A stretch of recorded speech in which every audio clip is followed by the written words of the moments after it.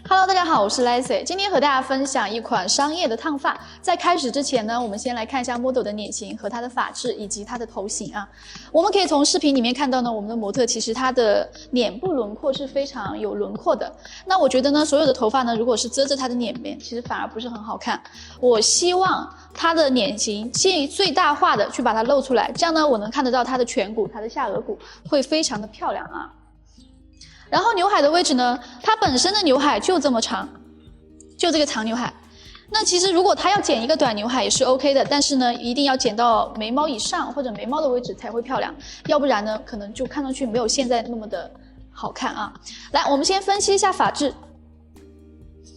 它的发质呢是之前有漂过，发尾有漂过，大概这么多。然后呢，染了一个棕色，现在呢，我们又给它补了一个，也是一个棕色。那相对来说，其实发尾是很受损的。那如果我们要去烫发，发尾这么受损的情况下，其实烫出来的结果真的不会特别好。所以说呢，我今天可能最大化的要把它发尾的受损的头发，把它尽量的拿掉。拿掉以后呢，我们再去烫发的时候，它可能会得到一个很好的结果啊。头发呢，发质是偏细软的一个状态。然后呢，我们来看它的头型，整个后头部的弧度是非常漂亮的啊，非常漂亮的一个弧度。那这个时候呢，我们来检查一下它的发际线。哎呦，它的发际线呢是有一点倒长的，可以从视频看到啊，它是有张力倒长的，而且它的发际线是往一边去长的。那这个时候，如果我们要涉及到剪得比较短的情况下，这个位置选择的技术非常非常的重要啊。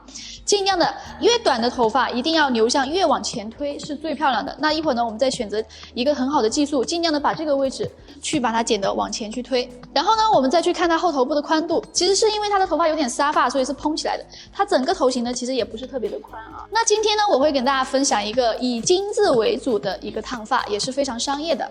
好，那我们现在呢 ，model 先去洗头。分区呢，我选择一个2分区。因为我们 model 的发量其实是不多的一个状态啊，那上面呢会少一点点，下区呢会多一点点。那我分这个区呢就可以看出来，我肯定今天是要用一个组合的层次。那组合的层次呢，这个部位呢去把它的量拿掉，然后上面头发多的地方呢，我们把它剪堆积，那这样看上去呢视觉会达到一个平衡。那它就不会看到某一个区域的头发会特别的多和特别的少啊，在这里要去注意。第二个呢，我们是要去烫发的。如果去烫发，尽量呢就是让头发产生更多的空间，因为当我们剪到组合的结构不连接，那也就是说，它要去制造一定的空间。那这样呢，我们在烫发的时候呢，也会出来的效果会更加的漂亮啊。我今天下区呢会选择去除层次，但是呢我会选择定点放射去除。那为什么要选择这个技术呢？是因为它的这个区域的头发是往后长的。那选择放射层次呢，它会得到最大化的推力，把它的这个毛流呢都往前去走。那定点放射呢，顾名思义要定在一个点。那我们今天是定在我们的枕骨点。然后呢，你的划分线要像时钟一样转动，1、2、3、4、5、6、7，手位呢跟随我们的头型慢慢的去移动啊。然后每一片呢，我们提拉到90度就可以了。长度设定呢3公分左右就可以了啊。今天呢，我是要剪一个精致的头发，我不需要后区留得过于的长，所以呢，我们定到3公分就可以了。那当然，如果我们遇到一些细软的头发，我们的层次呢，长度还可以定到2公分，都是没有问题的啊。下区收得越紧，我们的上区呢就会越饱满。当然，前提你今天走的是一个比较精致的烫发啊。每一片我们都提拉到90度。定点放射呢是没有靠位的，手位呢跟随我们的分缝线就可以了，定到我们枕骨点的位置。以我们定点的位置为引导去修剪。人的站位呢不要去动，一定要保证我们每一片都要提拉到90度。注意看重点，手呢并不是这样去跟过去圆，如果这样跟过去圆，这个位置呢它就会短。手呢，我们人站在这个位置不动，1、2、3、4、5、6、7、8，随着你的定点像时钟一样的去转动。那这样剪出来呢，这个位置是最短的，这个位置会慢慢的放长。那短推长，流向就出来了啊。所有的头发一定要拉到转角的位置去裁剪，千万不要跟过去啊，跟过去就剪圆了。剪到最后一片的时候，手位慢慢的发生变化，看到哦，分成一个斜向后的，要跟随我们的分分线了。因为我们的分区是不是一个斜的，所以我们的首位也要变成一个前高后低。这样剪完以后呢，我们这里会有一定的重量感，哎，这个时候呢，我们再微微的向上，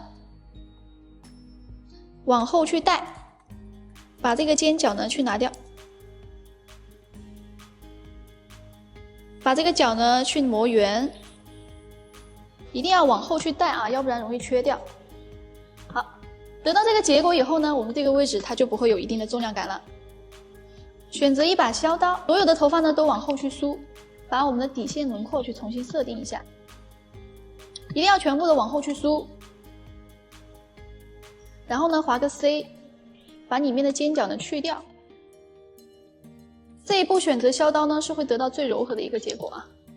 好，当我们往后去梳了以后，我们可以看到啊，这个位置并不会缺掉啊。另外一侧呢，我们可以先定一个底线，这样呢防止我们去剪缺。剪反手边的时候呢，凳子一定要踩得很低，提拉到90度，看到我们的引导线，把它去拿掉。我们一个侧区呢会剪大概5到6片，先剪上半部分的头发，再剪我们底线的位置。梳子呢从后往前去梳，多去打磨我们的切口，因为反手边呢特别容易剪重啊。到我们转角的位置，手不需要全部把我们这个头发夹起来，到转角的位置要注意了，带到转角的位置，手位不要跟随头型去走圆，要不然我们的侧面会缺掉。慢慢的，我们的分缝线呢会从垂直变成水平。一定要记住，我在剪这个后区侧面的时候，我的人一点都是没有动的啊。很多同学剪着剪着就往这边来了，很多剪着剪着就往这边来了。但凡你是往后还是往前，哎，它都不对。如果你往后了，前面很长很重；如果你往前了，前面这个位置一定会缺啊，所以一定要去注重一下。好，最后一片，手跟随我们的分缝线，前高后低，往后去带。往后去带呢，这个区域会放长，所以呢，我们再微微的往上、往后，把这个角呢去拿掉，一定要往上啊，不要抬到水平。如果我们抬那么低，哎，这个位置放下来，它又缺掉了啊，所以在这里一定要特别去注重一下。得到这个结果以后呢，我们所有的头发往后去梳，跟随我们这边的引导，把它削掉，划 C， 把里面的头发呢去拿掉。让我们的底线看上去既柔和又干净。好，再往下梳的时候呢，哎，底线不会切。那这样呢，我们整个下区就剪完成了。在这里呢，要得到几个结果。第一个呢，我们的底线要与我们的后头部是同宽的，这是第一个。第二个呢，我们的底线要微微的向上去走。第三个呢，底线一定要有这样的柔和度，如果没有这样的柔和度，你去烫头发，它也不会那么漂亮。要记住这几个啊。可以从视频里面看到啊，它这个位置其实是非常的突出的。遇到这样的头型，哎，我们后部区的重量要干嘛？稍微的放低一点点。如果我们剪短了以后，长度设定的短了以后，然后你再去烫发，整个头就缩起来，然后上面会很大很圆，这是不是很好看？所以说在这里呢，我们要去注重一下长度的设定。今天呢，我们的上区选择一个三角堆积。长度设定呢，我们可以在你的镜子里面，哎，去比这个弧度是不是你想要的，而且是烫出来你想要的那个弧度啊，不是说你现在剪完就是你想要的那个弧度。我们一定要预留1到2公分，然后去烫发。因为我觉得呢，它的头这个位置很凸啊，所以说我的重量呢会设定的比较低，在枕骨以下1到2公分的位置，先设定一个长度，以这个长度为引导，选择点剪。45度，发片呢不要有任何的靠位，切口呢不要太大。如果我们的切口过于太大呢，头发是虚掉的啊。本身头发不是很多，而且是自然卷，不需要这么大的切口。跟随我们头型的走就可以了。整个后区呢，我们3到4层就可以了。角度呢逐渐提高一点点。是每一层的45度，在这个位置呢，我们要三角的流向，但是不要三角的结构啊，一定要去记住。我们烫发的呢，都是以柔和的头发为主。如果你剪的这个三角很锋利、很斜，那它就是有结构感。那如果我们有结构感，那这个头发烫出来呢，它可能会成熟一些啊。那头型的体积呢，它又是不一样的。颈侧点以外的头发呢，我们要往颈侧点的方向去带到颈侧点的位置。你会发现慢慢的呢会从不连接到连接啊。上面这一层呢，因为它之前的头发呢其实是一个层次比较高的，几乎没有什么可以剪的啊，低角度。这一层呢一定要降低角度，因为自然卷的头发呢它松开的张力是很强的，所以在这里如果你去提拉角度了以后呢，有一个危险就是你吹干以后它会蓬起来。很多时候呢，我们剪两边会剪成不对称，比如说我们的反手边会容易偏长，对不对？那这个时候呢，跟大家分享一个小细节，就是你的引导线取得足够多，你裁剪的头发足够少，那慢慢的引导线很清晰了，你自然就不会出现这个问题啊。第二个呢，就是我们的人的站位一定要站到颈侧点以外啊，颈侧点以外会比较好。以我们刚才裁剪的长度为引导，选择一个点剪。点剪的时候呢，尽量我们的手呢在下面有一个做支撑的动作，这样呢不容易去剪到手，而且呢你不容易去晃。发片呢不要分得过于太厚，斜向前去分发片。要注意一个重点，你看我是不是往上会去渐增一下？因为反手边会剪重啊，所以一个角度是剪不好的。所以呢，我们先剪下区，然后呢再微微的向上抬一点。那这样呢，我们的反手边自然它不会很硬。转角以外呢，所有的头发往后定到我们转角的位置，不要一刀就去剪完，不要偷懒啊！偷懒得到的结果它并不会很好。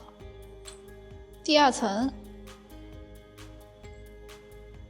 反手边呢，就是我们要多注意细节，自然就会得到一个好的结果啊！一定要记住我们这里的重点，要三角的流向，不要三角的形体。人呢一定要勤快一点，走的稍微勤快一点。手位呢不要在这个位置拉就翻了啊！如果你拉着就翻了，你剪出来的头发呢它就会翘，一边会翘，一边不会翘。这就是为什么我们剪反手边你的头发会翘的一个原因。手呢拉着头发就定在这里，不要拉着就松去剪啊，这样也是不太规范的一个动作。在这里呢，我们的同学要注意一下。顶区的位置呢自然垂落剪掉就可以了啊。这边呢没什么剪的，所以呢我们这边就不剪了。剪完这个结构以后呢，它只是有了一个初步的形体。在这里呢，我们要水平的把这个角呢稍微的磨圆一点点，提拉到水平的位置，放色去分缝，原位去提拉。现在能看到我们这个刀口是这样的，把这里呢磨圆就可以了。这个地方磨圆呢，是因为我们的头发不想要它有一定的轮廓，就是结构感啊，要把这个结构感呢去拿掉。转角以外的位置呢，我们要微微的向后去带。如果转角的位置不往后去带，那这个头发就转角的位置会缺掉啊，要去注意一下。不需要去剪得特别的多。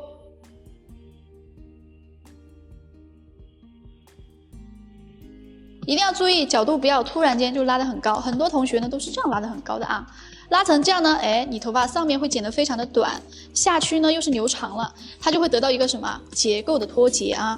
这个时候你一烫头发，你就会发现，哇，为什么中间的那一坨好硬好重，是不是？那都是因为我们的层次的匀度不够啊。好，转角呢往后去带就可以了。把这个角去掉以后呢，我们要得到一个什么呢？它是柔和的，一定要看到它是一个柔和的结构，不能看上去它有一条硬线啊。如果有一条硬线，也就是说我们是剪的不对的啊，要去调整。侧区呢，我们可以看到啊 ，model 的头发其实是非常少的一个状态。那遇到这样的头发呢，我们前面就不要去剪过多的去除了，所有的头发呢，自然的向下梳，向后去带。长度设定呢，微微看到耳垂就可以了啊。因为我需要它的头发呢，都是尽量把轮廓去打开的，所以在这个位置，我希望它的头发呢是脸型的轮廓是打开的，所以在这个位置呢，我们不需要去留得太长。在这里呢，注意不需要有任何的提拉角度，除了第一层我们采用平剪以外，其他的我们都是采用一个点剪的方式。全部定在这个位置去裁剪。那这样呢就会得到一个这样的轮廓。现在呢我们先不去管它，把另外一边裁剪完。一定要记住，我们这个侧中线啊，你不能分得太过于往后了，因为在这个位置我们是重新去设定的一个长度啊。如果你的侧中线很往后了以后呢，它有一个问题就是前面的比例它会显得很宽。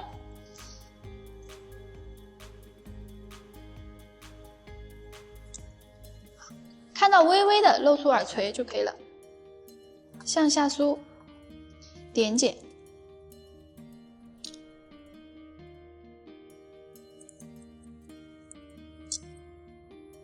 前区头发越少的地方，点剪不要大，尽量的以小点剪为主。定到第一片的位置去裁剪就可以了。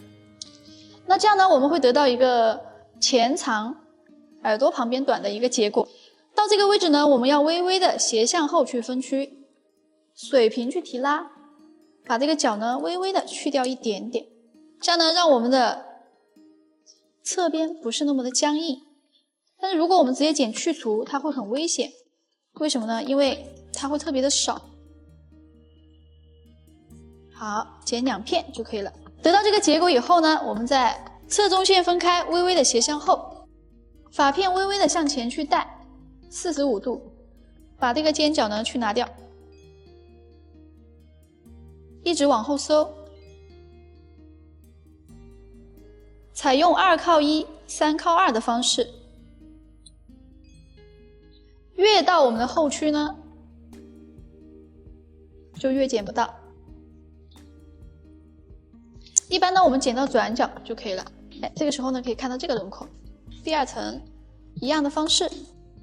在这里一定要注意的是，我们的角度不能够抬高，发片呢尽量的最大化的往前去带，把我们的转角的位置呢去磨圆。这样呢，我们的头型它就没有结构感了，整个头它要看上去是一个很柔和的形体。到顶区往前去带，挑着去剪，不要选择平剪了。这样呢，我们整个侧面就已经非常好了。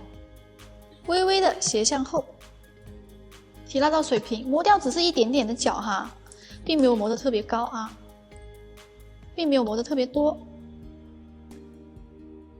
它这个发量呢，我们磨2片就够了，不需要再多了。多了以后呢，它的头发就少了。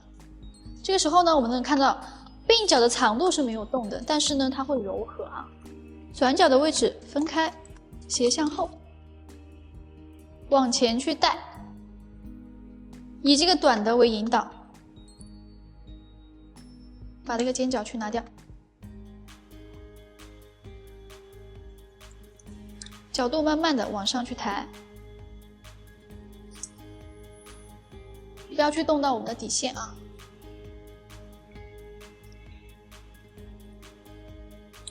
继续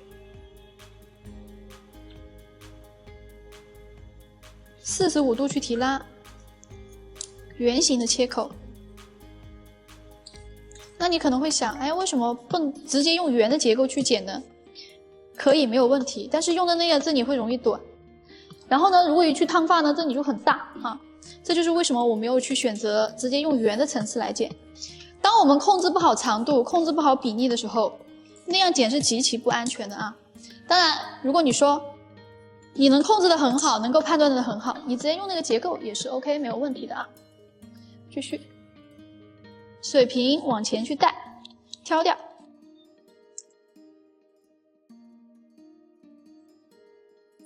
一定要超过你的侧中线，如果在这个位置没有超过我们侧中线，那你怎么磨这个位置收得紧，它一定不会是最紧的啊。那这个时候呢，我们就可以得到一个非常好的结果。像现在我们从视频里面去看呢，其他的重量是不是还有点低啊？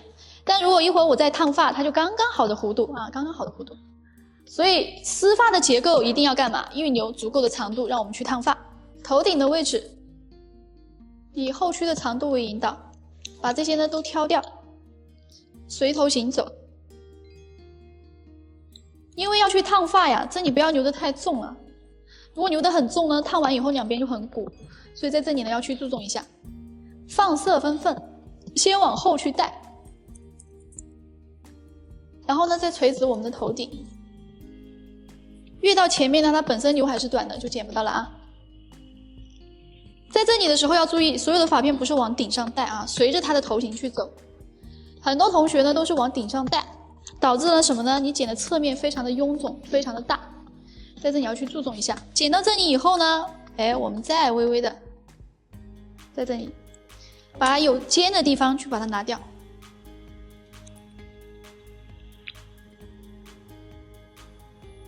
尖角的地方全部去拿掉它，那这样呢，我们整个后区跟前区它就自动的连接起来了啊。另外一侧呢，我们同样的方式去裁剪就可以了。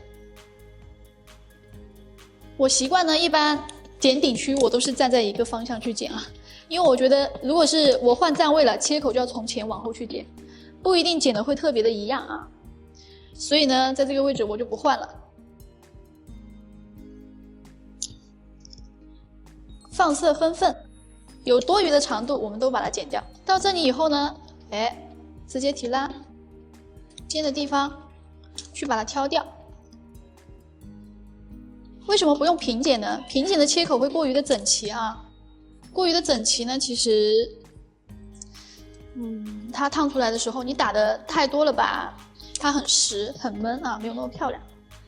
那这个时候呢，我们这个结构就完成了。这个时候呢是刘海的位置，其实我们这个模特啊，它这样烫一点点卷的这种感觉，全部夹在耳朵后面，它也很好看。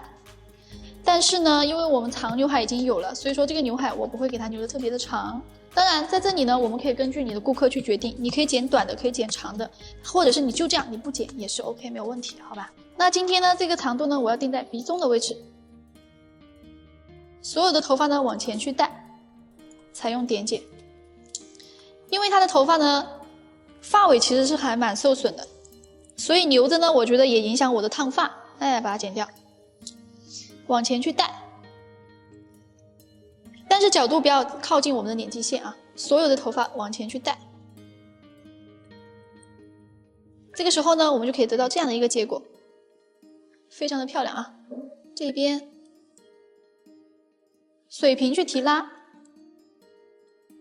梳下来以后呢，各位可以看到这里有一个尖角，这个角不要存在啊。往前去带，手呢微微的斜向后，这样呢我们这个尖角就没有了。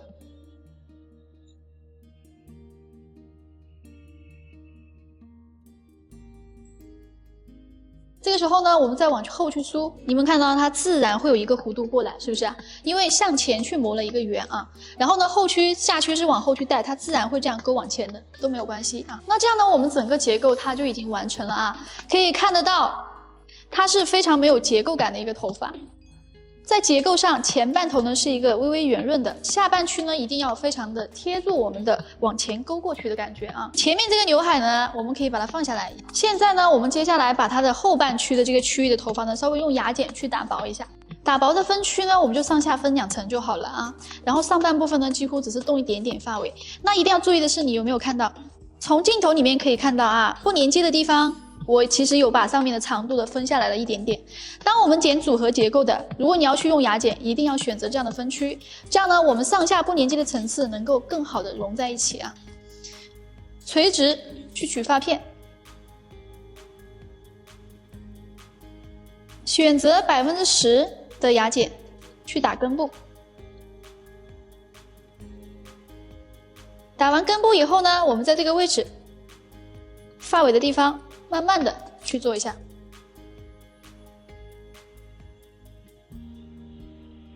特别是去除层次，一定不要去打发中啊，发中是千万碰都不能碰的啊，一定要去注意一下。从发尾的位置慢慢的往下去降，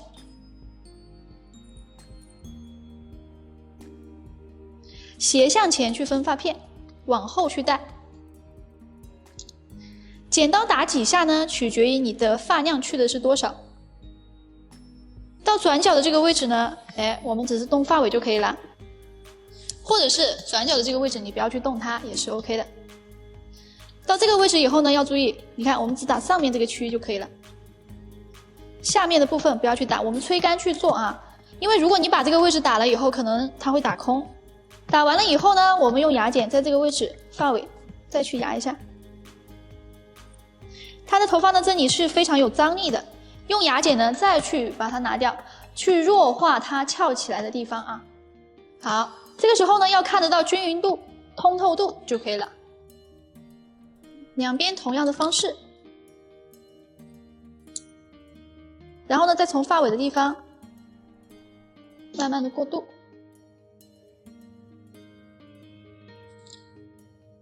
头发多的地方呢我们都多打一点。好，发尾。打发根呢我们是去把发量去拿掉。打发尾呢我们是去把切口做柔和啊。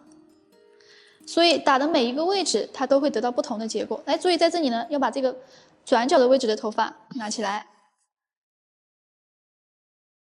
发尾做一下，尽量的在这里不要碰到它转角的位置去打一下，然后发尾的地方微微的打一点点。好，当我们倒长有线的地方，注意看，牙剪贴根去打，弱化它的旋。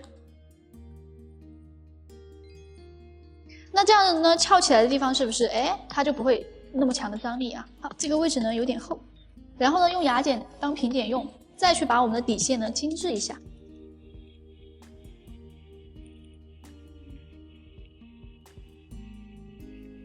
两边的均匀度、通透度一定是一样的，这个时候呢我们才可以动上去。上半部分的头发呢就非常的简单了，挑着去打就可以了。最上面这层不要去动它，主要是做黄金点的位置，挑着去打，挑着去做，让我们的切口呢不要那么整齐。在上半部分呢尽量去保留它的质感，这样呢顾客的还原度才会高。还有呢它是有点就是有点沙发的这种头发，所以呢不要去打太多。这个时候呢我们的整个后区啊它又会更没有轮廓感了，可以看到啊更柔和了。到边缘的位置，在这里呢牙剪向后打发尾，一直打，打到看上去看不到结构感了就可以了。看上去它很自然就可以了。只打边角底线的部分，只打鬓角的部分，低角度，也可以呢往前把这个位置呢尽量的做柔。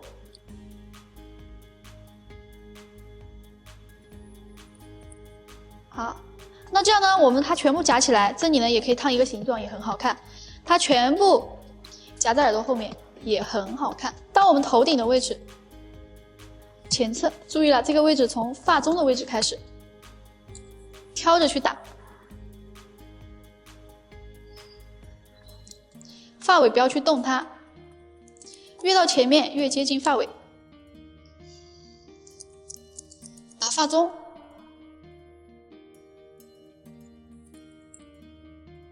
顶区的最后一片是没有做的啊，这个位置是没有去打的啊，主要是打头两边转角的位置。刘海呢我们吹干再去处理它没关系。那这样呢我们打薄已经完成了啊，大家看一下和刚才没有打薄之前的一个对比，是不是头更小啦？是不是头发更柔和了啊？在烫发之前呢我们要先把这个头发去吹干，然后呢我们去看一下是不是还有一些区域是不够精致的，或者是有一些区域它还是很闷实的。这个时候呢我们要吹干的去检查，千万这种头发其实我就是建议大家尽量的是剪完了以后你再去烫，你不要剪了一半然后你直接就去烫，烫完以后吹干你又在那里去调整啊，其实不太建议啊，就建议大家把它剪好，然后我们再去卷杠子，这样出来的效果会非常的好，好吧？好，我们现在先吹干。在烫之前呢我刚才已经给它抹了一点烫前的护理，然后呢去补充一下它发尾的这个营养。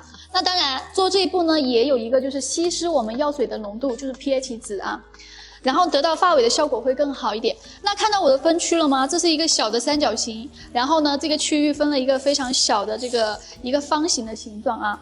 因为它的头发是有点自然卷的，然后呢，头发有点细软，所以说呢，这个地方呢还是要有高角度去提拉，头发会比较松散。但是在这个位置不要去烫到发根，明白我的意思？然后我们怎么样去选择它的杠距，在这个就很讲究了。当我们的选择杠距呢，跟我们的药水是有非常多的关系。那比如说，我们今天选择的药水是非常柔的，那这个杠子烫出来可能就不卷。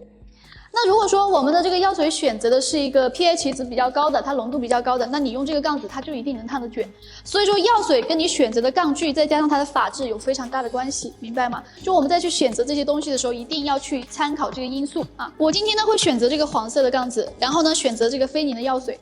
这款菲宁的药水它其实浓度是非常高的，所以说我涂了非常多的那个就是护理在上面。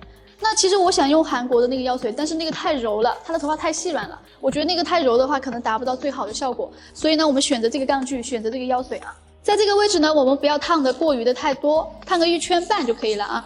药水呢尽量的多一点点，因为我们涂了很多的护理，药水一定要够要透，高角度去提拉，向后去卷啊，不要向前卷，一定要向后去卷，卷到发根的位置。药水并没有上到发根，它不会去烫到，所以放心啊。为什么要向后去卷呢？因为这个头发几乎都是往前盖的，在这个位置我们向后卷，这里有一个压缩的动作，头发不会特别鼓，好吧？高于我们的头皮15度，黄色的杠子往内去卷。这一片的头发呢，我们一定要往前去卷。往前去卷呢，尽量烫一个这样的勾过来的头发会比较好。然后呢，发片一定要往前去拉啊，往前去拉，这个位置烫的是最少。然后放过去的时候，这里不会有非常多的拱度，这里要去注意一下。不需要烫很多，烫一个 C 型就可以了啊。把我们的药水涂匀，然后呢，微微的杠子和发片一样的斜向前，慢慢的从斜向前转成一个水平，看到这是细节啊。在我们转角的这个位置注意，因为头型这个位置是最容易显宽的，所以在这里烫的时候呢，一定要发片的斜向后，在这里呢烫一个这样的卷，而不是这样的卷，要注意。发片也是要有移位，往前去靠。发片往前靠，但是呢摆成斜向后，斜向后45度，斜向后45度入杠。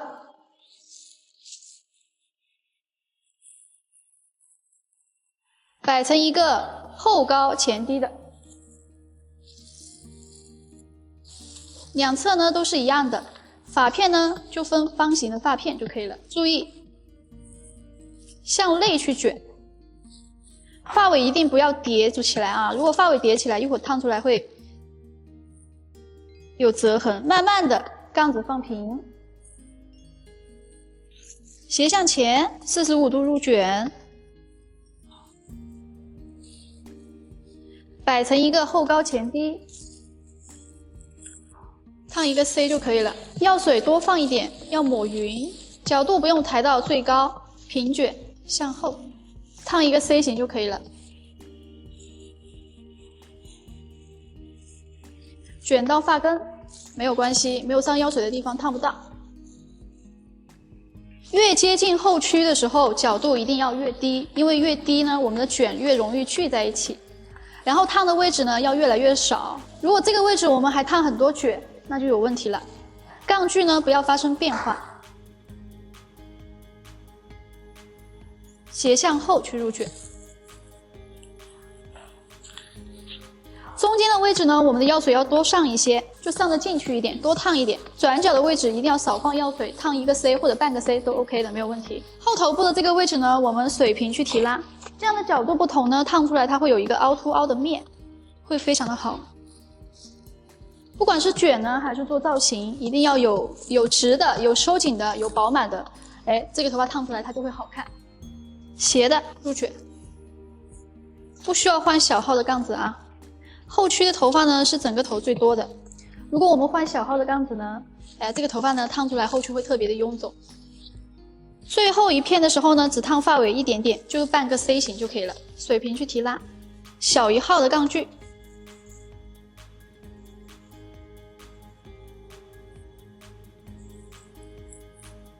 耳朵的这个位置呢，我们选择棉子来给它烫一下啊。不烫的话，这个位置会过于太直了，不是那么漂亮。可以一起放药水，然后呢，分一小束发片，往后去带，不要往前带，往后去带，低角度去提拉。这个棉子呢，包起来，包起来以后呢，我们在这个位置慢慢的向上去绕，慢慢的向上去卷，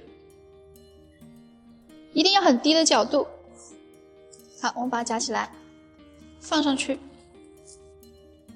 只需要在边缘的地方有弧度啊。所以说，你这个空心卷卷的大小取决于你的卷度的大小。比如说我们卷的这个卷小一点，那它出来就会小一点。那比如说我们卷的卷大一点，那它出来就会大一点啊。好，在边缘的地方，我们呢再做一个卷，包起来。如果你的这个棉子不够长，我们还可以扯开的啊。我们呢选择往前去卷，最后呢它可以往前捞，可以往后捞，它出来的结果都是非常漂亮的。捏住这里，然后呢这里慢慢的转过来。特别是耳后的地方啊，一定要往前去卷它。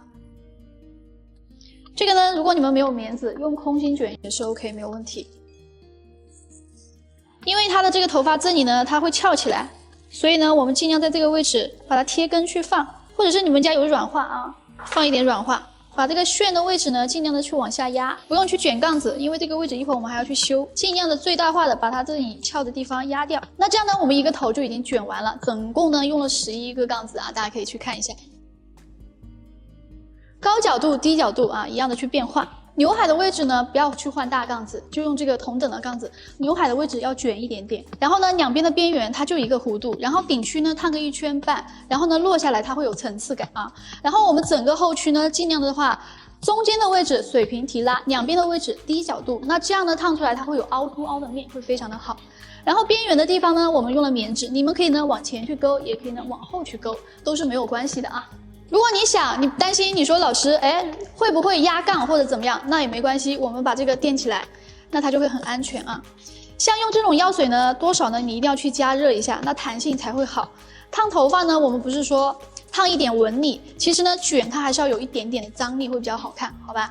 所以呢，我们这个头会加热60度，加热8分钟啊。那至于你在现场加不加热，取决于你的药水，取决于顾客的发质啊，灵活的去运用啊。那这样呢，我们把它隔起来呢，它就不会有压痕了啊。好，现在我们模特去加热。好，现在呢是我们加热完，然后冷了10分钟啊。然后呢，我们现在去检查一下。首先呢，看一下受损的地方，它的卷度。我们可以呢，就是把这个卷呢，尽量的去抖散，看一下它的回弹的张力。各位有看到了吗？这个效果呢，就是我想要的一个效果啊。短发呢，不要烫的那个弹性这么抠，但是呢，也不能说没有弹性啊。现在呢，我们把这个杠子还原，检查一下后区。头发比较健康的这位置，然后呢，我们去抖散啊，然后去看一下这个卷 ，OK， 这个形状呢是我想要的，因为我们的后区并没有烫的非常的多啊。好，那我觉得呢卷已经 OK 了，那现在呢我们准备定型。我们这个药水呢它是不用去冲水的，所以我们直接上定型就可以了啊。定型因为是膏状的，所以呢我们要把它稍微上透一点，尽量呢我们多上2遍啊。上完定型以后呢，我们去等10分钟就可以了。现在呢，我们的定型时间已经到了啊，现在我们就拆杠。可以看到啊，我们烫的这些边缘它就很自然。好，那现在呢，我们去给模特洗头。吹干以后呢，你就会看到，头发是不是还会有点闷实，还是有点厚实的感觉啊？所以说这个时候呢，我们去调整是更好调整的。然后越短的头发呢，就是如果你烫完再去调整，它容易很毛躁。那吹干了以后呢，我们就会看到哦，后面它还有点厚实，前面的这些边缘也有点厚实。那这个时候呢，我们去调整就可以了。先从我们的后区开始，后区呢，把表面的这层把它夹起来，一定要记得啊。剪到这个位置的时候呢，我们头发拿起来，从发中的位置开始去挑。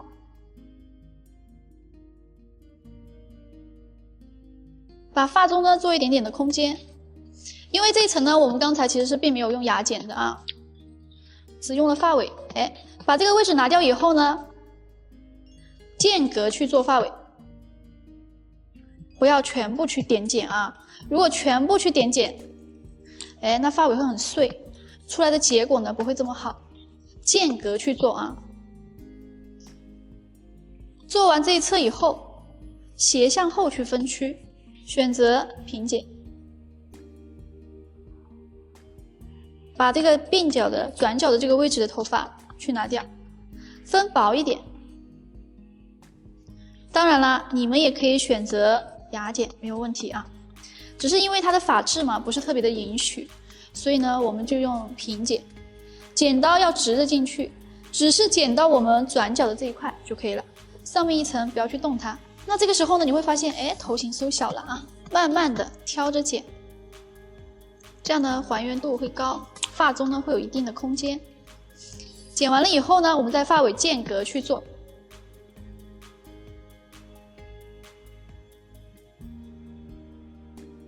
看到这些有碎的就不要再去做了啊。得到这一步以后呢，分开。两边的步骤一样的，斜向后去裁剪。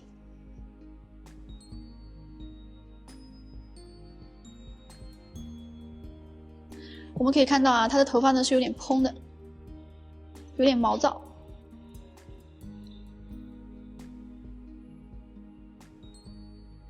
每一层不要分太厚了。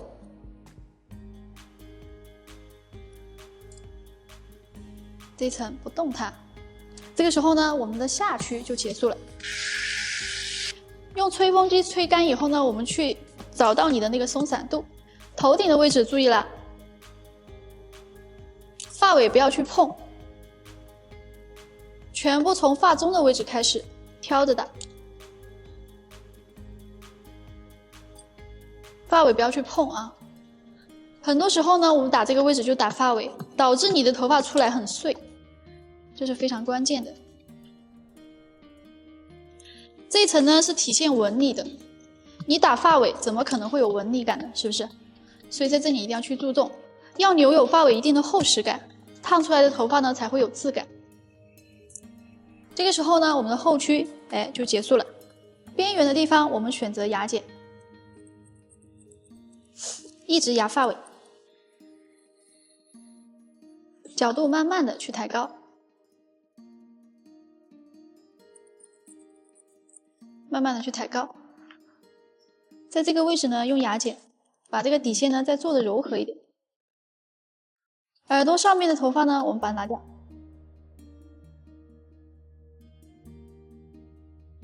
耳后的也是。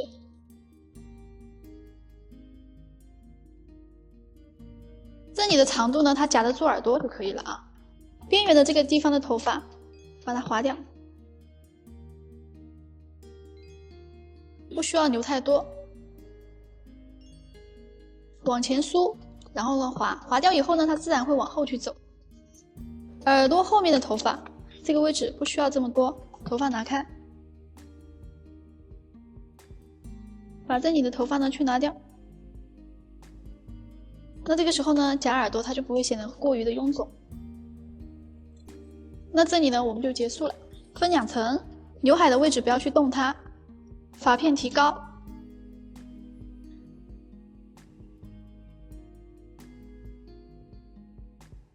贴近发根的1/3处，慢慢的往外打，打一个堆积的切口，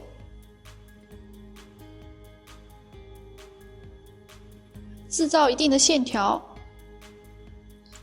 这个头发蓬呢，它是两边蓬啊，它是转角的位置会蓬。最后呢，发尾深点剪，和我们的后区是一样的，挑着去剪。剪完了以后呢，它会比较柔和，但是呢，我们还要有一个动作，这里呢拉垂直，把这个尖角呢去点掉，一点点，间隔去做这一步。这样呢，两边的头发呢，它也会收小。那这样呢，除了我们的刘海有厚度，其他的地方就可以了。顶区的一层，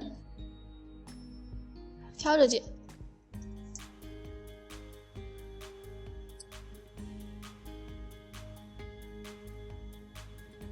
发尾那片不动。刘海的位置呢，我们选择10%的牙剪，高角度，慢慢的从发中打到发尾。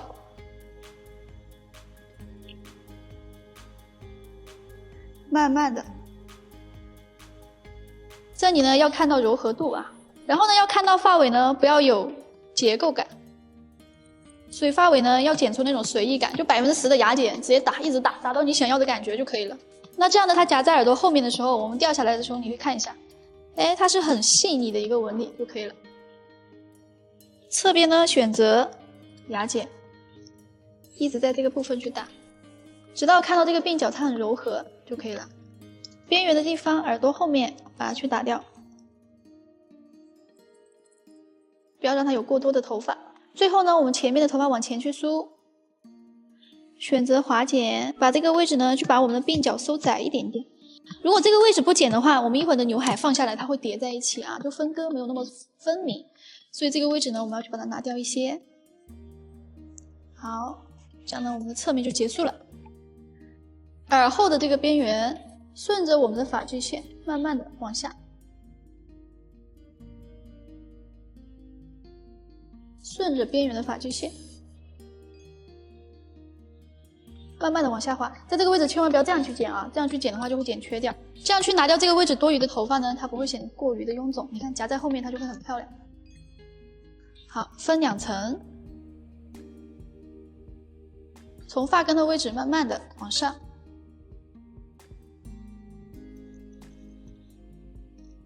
继续。当我们把这款头发练得很熟练以后，会剪得很快，那这个时候呢，你短发项目率就会高。如果我们前期不熟悉的时候呢，你剪这款短发就会比较有难度。这款头发呢，其实整体的结构打薄什么的都没有很多的难度，难是难在你能不能把它剪出没有结构感来，这个是很重要的。因为很多设计师他其实是做不到这一步的啊。好，剪到这里的时候呢，要注意一下提高，把这个尖角呢用点剪把它去拿掉。因为如果这个尖角不拿呢，一会儿我们去烫头发的两边显得会很臃肿，这你要去注意一下。拿掉一点点就可以了啊，不要超过2公分。这样拿掉以后呢，它中间是长的，两边是短的啊，它会有一点微弱的层次。好，这一侧挑着打，可以看到我们越到上面啊，它是越厚实的一个状态。继续。越到前面就越接近发尾啊。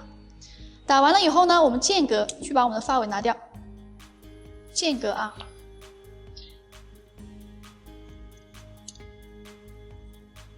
保留发尾的厚实感。可以看一下，我们打完了以后，这个切口它还是整齐的，你不要剪完以后这个切口是碎的。那可以看到我们刚才去的角是不是在这里？它和它会有一定的空间，显得头型不会过于的臃肿啊。在这个时候呢，你会发现两边它会很窄，选择一把10%的牙剪。水平去提拉，去剪掉。我们 model 的头发呢本身不是很多，所以不需要打得很深啊，只需要把发尾做柔和就可以了。因为本身直发你看上去少，但是卷了以后它就看上去多了，所以在这里呢一定要打到微微的看到一点皮肤，要前轻后重啊，得到这个结果就可以了。可以看到是不是没有结构感了？打到这种程度就可以了啊。边缘的地方呢，我们用牙剪去打一下。其实最好的是我们烫完了以后再去调整底线啊。我觉得这个底线呢还可以再短一点点，但是呢等我们把头发烫完，最后再去调整，不着急。先把厚薄度拿匀啊，一会儿呢我们把这个长度一收掉，它就很精致了啊。那这个呢就是我们干发修饰，有没有看到这两边已经很窄了，是不是？那如果我们再去烫的时候，它就会比较好看了。那如果你在结构的时候这个位置就是这样鼓起来的，那千万不能烫，烫它就很丑。然后呢我们看一下后面底线呢，现在还有一点长，但是我们现在先不管它，等我们烫完了以后，我们再去决定。然后呢刘海看不到痕迹感就可以了啊。好，接下来呢我们准备去烫发。这个呢是他刚刚就是洗完，然后呢我们化妆师给他化了一个妆，它其实已经有点自然干了一个效果啊，大家可以看一下。现在呢我们从视频可以看到，其实底线是不是还有一点长，一会儿呢我们把它修掉就可以了。先看一下整体的形状。现在呢我们就根据自己想要的一个结果，然后呢我们就把底线削掉。我觉得呢这个底线如果太长了其实不是那么好看，所以呢我们把它削掉一些，让它精致一点。这个时候呢我们一定要选择削刀，削刀呢它可以得到一个很柔和的结果啊。耳后的头发如果有点厚呢，我们用削刀一起的把它处理一下就可以了。这个时候呢，我就觉得，这个底线的长度是刚刚好的一个状态。最后去调整你底线的一个比例，按照另外一侧的长度，我们去把它拿掉就可以了啊。像这样的烫发呢，其实它的这个发质呢出来这样的结果真的是非常棒的一个状态啊。因为我们刚才都知道它的发尾其实有一点点漂过的啊，这个边角的地方有点厚，直接用削刀去处理就可以了。这个长度可以根据顾客去决定啊，脖子长的好看的，我们就可以干嘛呢？我们就可以让它留短一点。脖子粗的，你想留点碎尾的也没有关系啊，你去把它留长一点点就可以了啊。耳朵的这个位置呢，我觉得有一点点厚，我们就把它划掉。在没有吹干之前呢，我们烫完的头发最多能调整的是边缘，内部的这些结构不要再去调整，调整容易毛躁啊。好，这样的效果呢就已经可以了。如果你们的顾客喜欢这样的感觉，就不要再去吹了，就让它洗完以后自然干，然后打点摩丝就可以了啊。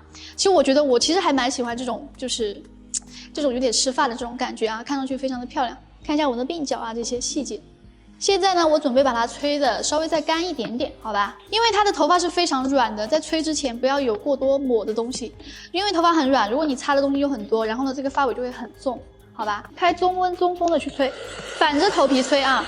因为根部不用烫的原因就是我们可以反着头皮去吹，风一定要去开小，不要开得太大。总之就是反方向吹就可以了。刘海的位置呢，一定要用手去拨动它，因为它经常是分中分的一个状态。吹顶上的时候，我们可以捏着一点，如果你想要有卷度的话，拳头就这样捏着吹就可以了。因为我希望它出来还是有点卷的存在，尽量呢我们把根部稍微吹得干一点啊。这个时候呢，我们要去打点发蜡。我打的呢是梅尼潘的3号，因为它头发很软，打3号的效果是最好的啊。刘海呢少打一点，边缘的地方呢我们打一点点精油，特别是后区、耳边啊这些小细节的地方，我们要去打点精油，还是有点卷存在的，我给你吹的。那我们这个作品呢，今天就已经完成了。大家去看一下啊，给大家转一圈看一下，吹了80%干，然后呢我们打了一点发蜡。那希望今天这款烫发呢大家喜欢，也希望呢能够在你们帮助到你们现场能够有更多的